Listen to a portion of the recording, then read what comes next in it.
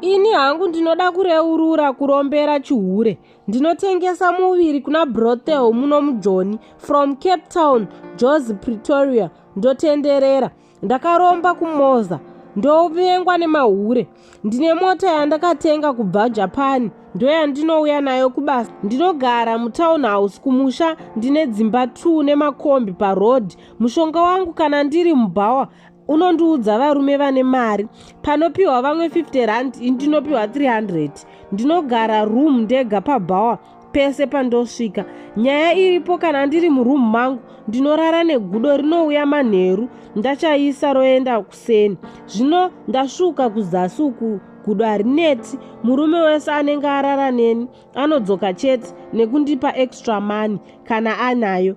Ndinotsikirira mahure ese. Varume vanongoona ini chete ndoita kusarudza. Asi usiku handirari gudo richindiitawo mukadzi. Panovharwa bhawa rinenge ratosvika. Handidye parufu pamuchato. Ndinongodya zvandinobika kana kutenga.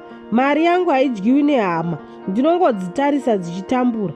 Every Saturday ndinofanira kumwa weti yangu neyegudo rinondiitira mukano.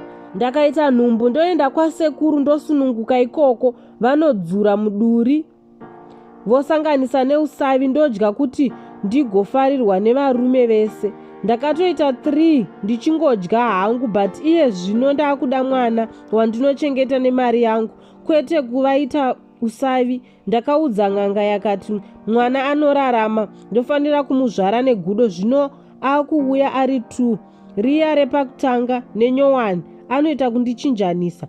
Iri nyowani rakati ndikasazvara rinondiuraya. Ndane 1 month ndisingaoni ropa.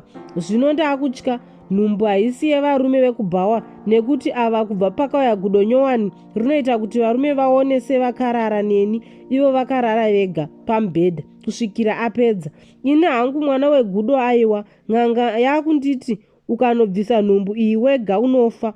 Gudo rakanditi mari yako yakabva kugudo, saka zvara gudo.